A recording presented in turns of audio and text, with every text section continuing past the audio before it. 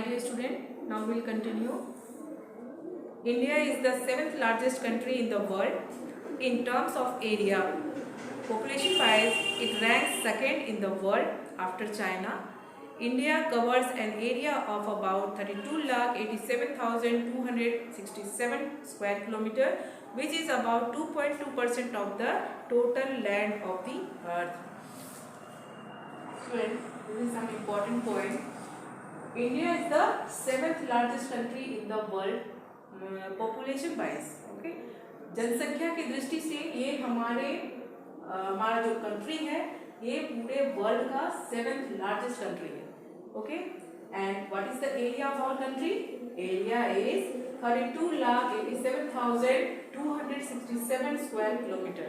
ये हमारा एरिया है हमारे पूरे इंडिया का. ठीक है, और यह जो लैंड है हमारे कंट्री का टोटल जो लैंड है इसका परसेंटेज है 2.2% of the total land of the earth. पूरा अर्थ जो है हमारा अर्थ प्लैनेट, पूरी अर्थ प्लैनेट का ये अर्थ का 2.2% हमारा इंडिया है. ठीक है, location, what is the location? North eastern hemisphere. हम जानते हैं किसी भी कंट्री का वेदर ये किस पर डिपेंड करता है? लोकेशन पर, कि वह सन से कितना डिस्टेंस पे है, सन से कितना करीब है, उसका पूरे वर्ल्ड में जो इक्वेटर है उससे वो कितना पास है, कितना दूर है. तो इसी वजह से क्योंकि हमारा कंट्री नॉर्थ ईस्टर्न हेमिस्फीयर में पड़ रहा है, इसी वजह से ये क्या है, ये यहाँ का वेदर इतना अच्छा है. हमारा कंट्री का वेदर अच्छा है ना?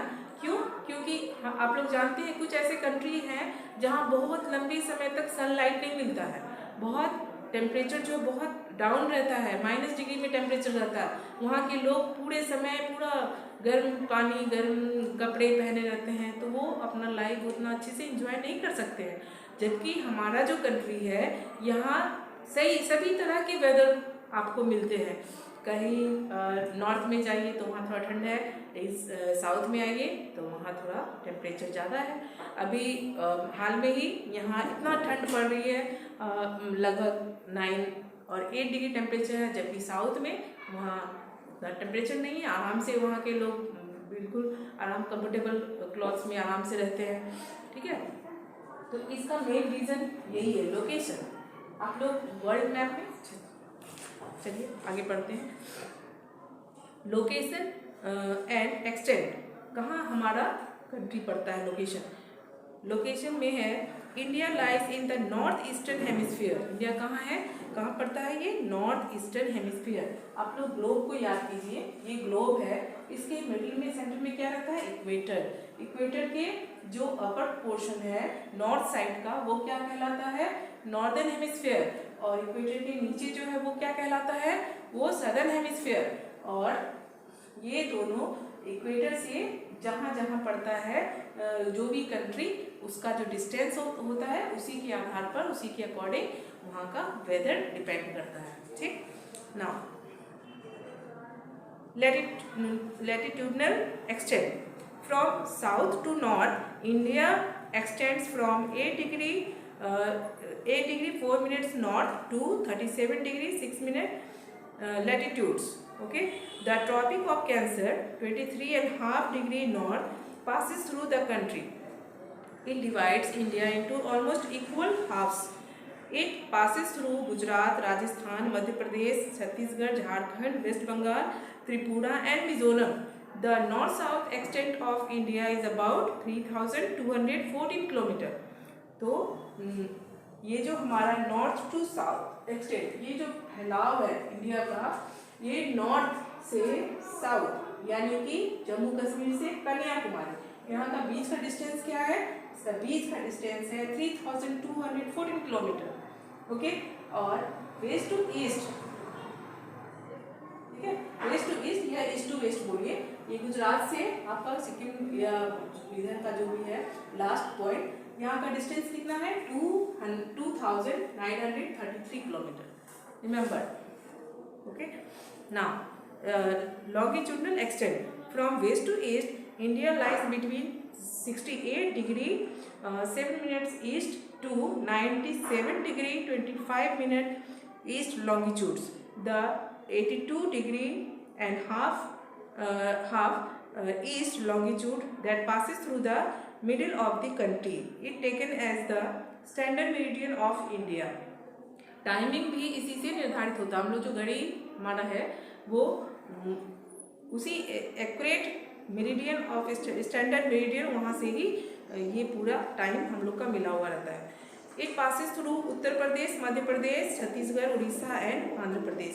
The east west extent of India is about 2933 kilometre.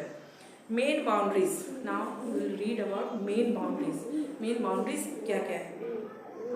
Indian Peninsula is bounded by the Great Himalayas in the north, the Indian Ocean in the south, the Bay of Bengal in the east, and the Arabian Sea in the west.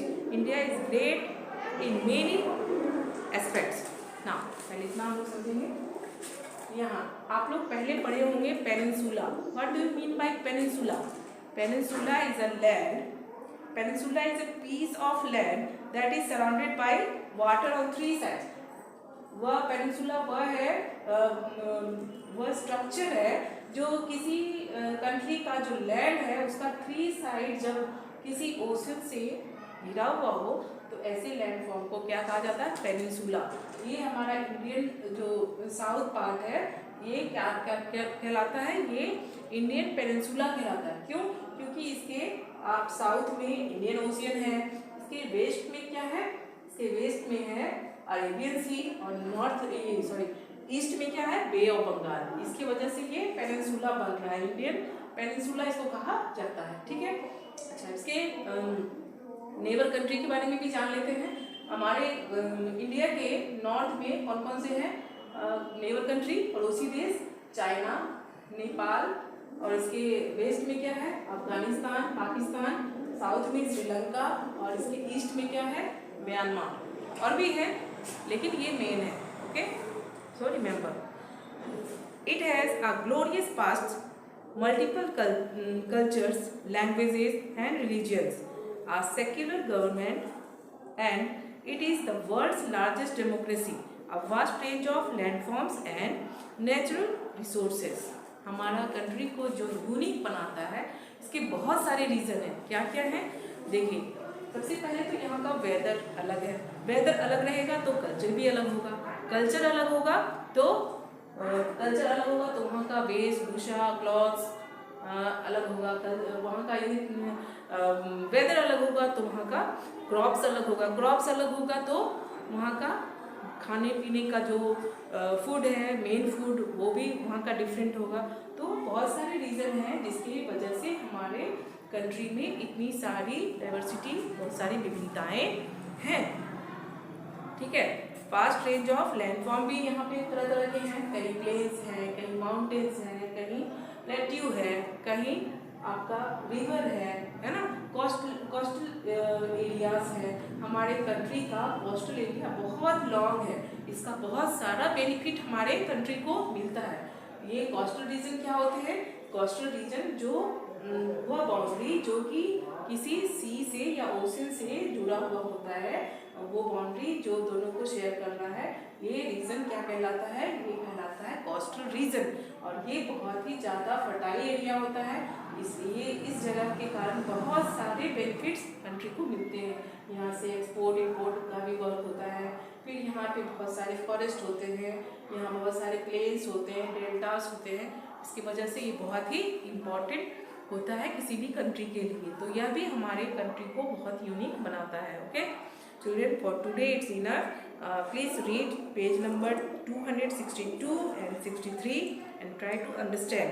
आप लोग homework में एक political Indian map लेंगे, उसमें ये जो आपका neighbour country है उसमें उसको आप नोट करेंगे, वहाँ लिखेंगे, उसको बनाएंगे, और ये इंडिया का जितने भी स्टेट है उसका जो बाउंड्री है लाइन, उसको पेंसिल से ड्रॉ करेंगे। यदि ड्रॉ किया हुआ है तो उसमें क्या करेंगे? स्टेट का नाम लिखेंगे। Okay, thank you.